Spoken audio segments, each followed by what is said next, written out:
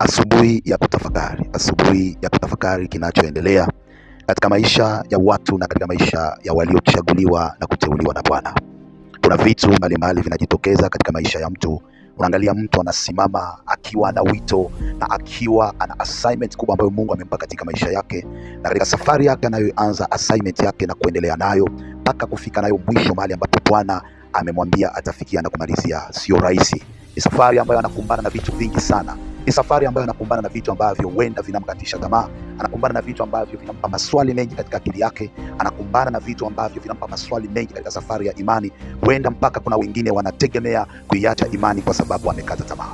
Hicho kitu kinaitwa the battle of the chosen. Ni magomvi au ni vita vya mtu ambaye amechaguliwa na kuteuliwa na Jehova, na hivyo vita ambavyo anakutana navyo hawezi kuvikimbia, kwa sababu ni battles ambazo ziko attached kwenye hatima yake, ziko attached kwenye destiny yake. Hawezi kuzikimbia wala hawezi kuzikwepa, lakini kitu kikubwa ambacho anapaswa kufanya ni kuface hizo attacks zote, ni kuface hivyo vita vyote, kusudi apate kufikia pahali ambapo Bwana amekusudia apate kufikia. Mtu mmoja ananisikiliza asubuhi ya leo katika video hii, ananiuliza, Apostle, naongea mambo gani? Kuna kitu ambacho nataka nikufafanulie. The way you are, mahali ambapo umekaa, wewe unaweza kuona wito wa biashara, una assignment kubwa ya kusimamisha biashara kubwa. Kuna mwingine ananisikiliza ana assignment kubwa ya kusimamisha kwaya kubwa. Kuna mwingine ana assignment kubwa ya kusaidia wajane. Kuna mwingine ana assignment kubwa kusaidia maskini. Kuna mwingine ana assignment kubwa ya kukaa kwenye ndoa bora ili apate kwa mfano wa kuwarejesha wengine katika ushauri ulio bora sana. Kuna mwingine ana assignment ya kuinua familia yake, lakini amefikia kiwango ambacho kila anapoanza anajaribu kuinuka, anajaribu kupanda, anajaribu kufikia viwango fulani, shetani anamshusha. Wenda ni attack inatoka kwa watu ambao karibu na yeye,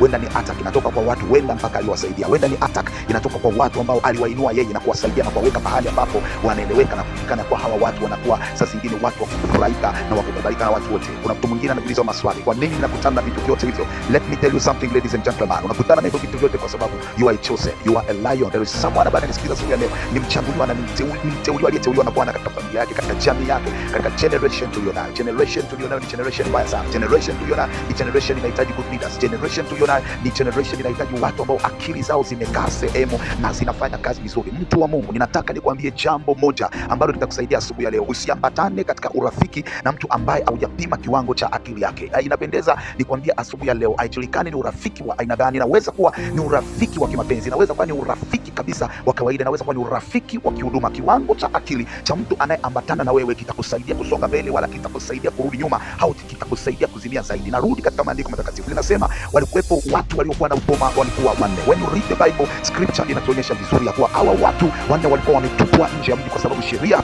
ya Israel ilikuwa haijawaruhusu watu wenye ukoma kukaa katika mji wao. Ina maana katika lugha rahisi tunaweza kusema walitengwa, katika lugha rahisi tunaweza kusema walikataliwa, katika lugha rahisi tunaweza kusema hawa watu walibaguliwa. But the Bible says walipokataliwa wakawekwa katika mlango ambao ulikuwa ni mlango wa mji, hakuna kuingia, hakuna kutoka, na mji ulikuwa umezingirwa na watu ambao walikuwa wanataka kuingia katika kambi kuiteka nchi nzima. Na Mungu mtakatifu anasema ndani ya mji kulikuwa kuna njaa, ingawa sheria ilikuwa imewafunga, ndani ya mji kulikuwa kuna njaa. Mmoja wapo akajitokeza akasema, tukiendelea kukaa tunapokaa tunaweza tukafa na njaa, tukiendelea kukaa tunapokaa tunaweza tukafa na magonjwa haya, tukirudi katika mji wetu wanaweza wakatuua kwa sababu sheria haituruhusu kuingia humo, lakini tukienda katika kambi ya hawa Washamu waliotuzingira nao wanaweza wakatuua, lakini kama watatuua tutafariki, na kama watatuhifadhi hai nasi tutaishi. Wapendwa katika Bwana, kuna kitu ambacho nimekipenda katika hawa watu. Let me tell you something. Walikuwa ni watu ambao walikuwa na hatima kubwa sana, lakini ile hatima ilisimamishwa na mapito fulani ya afya, ilisimamishwa na mapito fulani ambayo ilisababisha waonekane ni kwamba hawafai katika jamii, waonekane ni kwamba ni watu ambao hawana umuhimu katika jamii. Kuna mtu ninaongea naye asubuhi ya leo, ni mtu ambaye kuna watu uliwasaidia, kuna watu uliwainua, kuna watu uliwafundisha,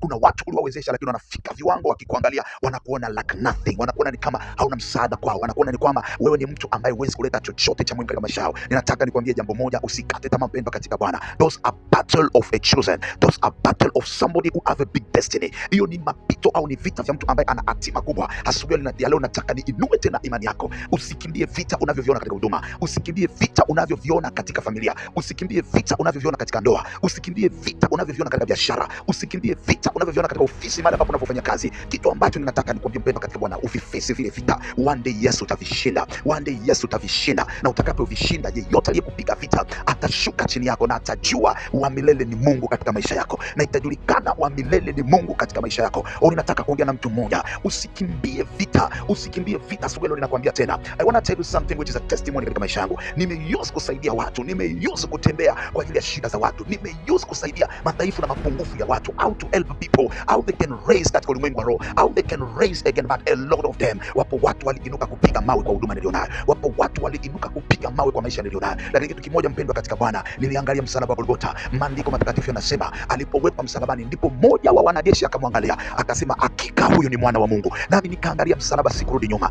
na nimesema haipo agenda kurudi nyuma katika generation tulionayo. Ninaongea na tai moja wa mja anayenisikiliza, tai moja wa familia anayenisikiliza, tai moja wa Tanzania anayenisikiliza, tai moja wa nchi yoyote mahali popote alipo anayenisikiliza. Hakuna agenda ya kurudi nyuma katika unachokifanya katika wito ambao Bwana amekupea. Hakuna agenda ya kurudi nyuma, haipo agenda ya kurudi nyuma. Atakayerudi nyuma ni adui yako. Wewe hautarudi nyuma, wewe utasonga mbele, kwa sababu one day, yes, nakwambia utavishinda hivyo vita. Viwe ni vita vya maneno. Maneno yanainua tena jina lako, maneno yanainua tena huduma yako, maneno yanainua tena biashara yako, maneno yanainua tena unachokifanya, maneno yanasaidia kufanya publicity ya kujulikana kwa yupo mtu anaitwa kwa jina lako na anaishi mahali fulani. Ninataka nikwambia asubuhi ya leo, face hivyo vita vimeinuka mbele yako, naye Bwana atakusaidia, naye Bwana atakuwezesha, na ushindi utakuwa wako. Be blessed in the name of Jesus.